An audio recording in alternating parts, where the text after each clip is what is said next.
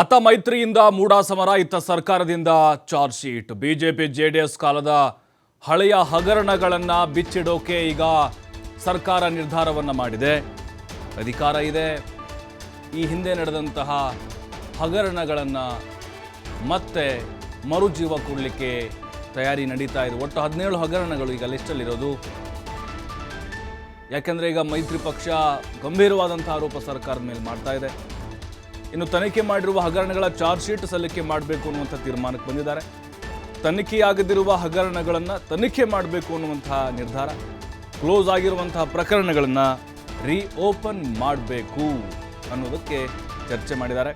ಎರಡೂ ಪಕ್ಷದ ನಾಯಕರ ಮೇಲಿನ ಕೇಸ್ಗೆ ಈಗ ಮರುಜೀವಗಳು ಬರುತ್ತೆ. ಈ ಬಗ್ಗೆ ಈಗಾಗಲೇ ಗಂಭೀರವಾಗಿ ಚರ್ಚೆಯನ್ನು ಮಾಡಿದೆ ಸರ್ಕಾರ. ವೇಣುಗೋಪಾಲ್ ಸೂಚನೆಯ ನಂತರ ತನಿಖೆಗೆ ನೀಡಲು ನಿರ್ಧಾರವನ್ನು ತೆಗೆದುಕೊಳ್ಳಲಾಗಿದೆ.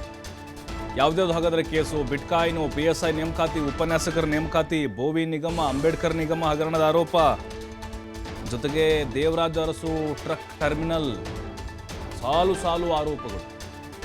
ಸಿದ್ದರಾಮಯ್ಯನವರು 21 ಲಿಸ್ಟು ಸದನದಲ್ಲಿ ಮಾಡಿದ್ರು. ನಿನ್ನೆ ಕೂಡ ಹಲವು ಆರೋಪಗಳನ್ನು ಮಾಡಿದ್ರು ಭಾಷಣದಲ್ಲಿ.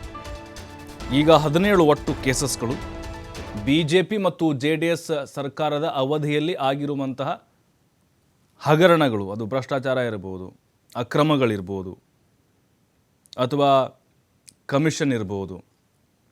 ಇದೆಲ್ಲವನ್ನು ಕೂಡ ಮತ್ತೆ ರೀಓಪನ್ ಮಾಡಲಿಕ್ಕೆ ಸರ್ಕಾರ ನಿರ್ಧಾರವನ್ನು ಮಾಡಿದೆ. ಯಾಕಂತ ಹೇಳಿದ್ರೆ ಈಗ ಮೈತ್ರಿ ನಾಯಕರು ಪಾದಯಾತ್ರೆ ಕೊನೆಯ ದಿನ, ಅದರ ಜೊತೆಗೆ ಮುಖ್ಯಮಂತ್ರಿಗಳು ರಾಜೀನಾಮೆಗೆ ಒತ್ತಾಯಿಸ್ತಾ ಇದ್ದಾರೆ. ಸರ್ಕಾರ ಹಗರಣಗಳಿಂದ ಕೂಡಿದೆ ಅನ್ನೋದನ್ನು ಹೇಳ್ತಾ ಇದ್ದಾರೆ, ಹೋದ ಕಡೆಯಲ್ಲ ಬಂದ ಕಡೆಯಲ್ಲೆಲ್ಲ. ಹಾಗಾಗಿ ನಮ್ಮ ಮೇಲೆ ನೀವು ಆರೋಪ ಮಾಡ್ತಿರಲ್ವಾ, ನಿಮ್ದೇನು ಕಡಿಮೆನಾ? ಒಂದು ಲಿಸ್ಟೇ ಇದೆ, ಸುಮ್ಮನೆ ಬಿಟ್ಬಿಡೋಕ್ಕಾಗ್ಬಿಡುತ್ತಾ? ಹಳೇದೆಲ್ಲ ಕೆದಕೋದು.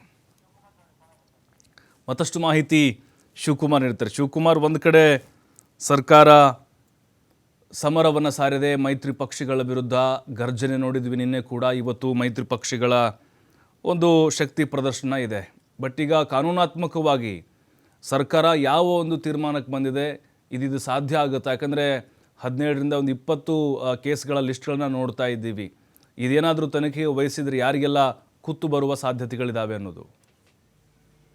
ಖಂಡಿತ ಪ್ರಭು, ಮೂಡ ಹಗರಣವನ್ನ ಮುಂದಿಟ್ಕೊಂಡು ಮುಖ್ಯಮಂತ್ರಿಗಳ ರಾಜೀನಾಮೆಗೆ ಆಗ್ರಹಿಸಿ ಬಿಜೆಪಿ JDS ಪಾದಯಾತ್ರೆಯನ್ನ ನಡೆಸ್ತಾ ಇದೆ.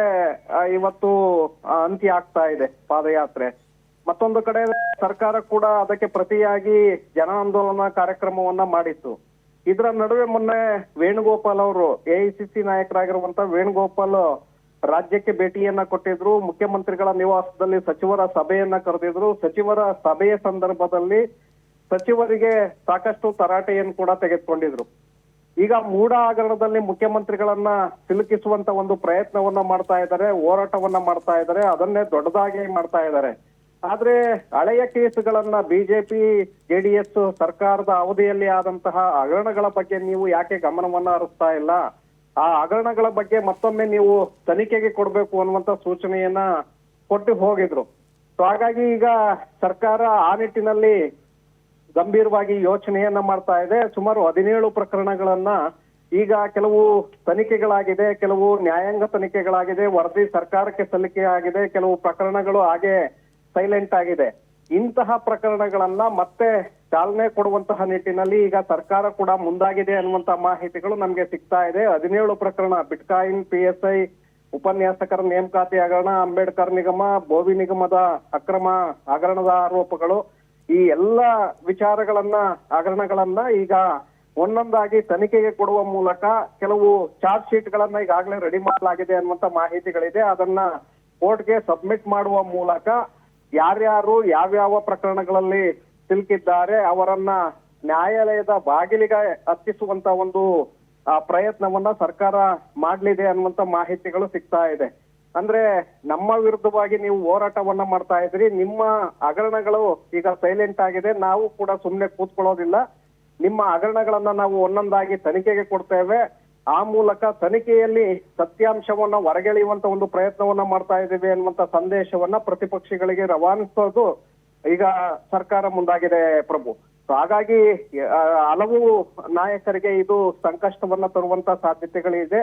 ಕೆಲವು ಚಾರ್ಜ್ ಶೀಟ್ಗಳೇನು ಈಗ ಆಗಿದೆ ಅದನ್ನ ನ್ಯಾಯಾಲಯಕ್ಕೆ ಸಬ್ಮಿಟ್ ಮಾಡುವಂತದ್ದು ಮತ್ತೆ PSI ದಲ್ಲಿ ಈಗಾಗಲೇ ವರದಿ ಸರ್ಕಾರಕ್ಕೆ ಸಲ್ಲಿಕೆ ಆಗಿದೆ. ಆ ನಿಟ್ಟಿನಲ್ಲೂ ಕೂಡ ಈಗ ಸರ್ಕಾರ ಮತ್ತೆ ಅದನ್ನ ಮುಂದುವರಿದು ಕಾನೂನಾತ್ಮಕವಾಗಿ ಯಾವ ರೀತಿಯಾಗಿ ಹೋರಾಟವನ್ನ ಮಾಡ್ಬೇಕು ಅನ್ನುವಂತ ನಿಟ್ಟಿನಲ್ಲಿ ಸಾಕಷ್ಟು ದಾಖಲೆಗಳನ್ನ ಈಗಾಗಲೇ ಸಂಗ್ರಹ ಮಾಡ್ತಾ ಇದೆ ಪ್ರಭು.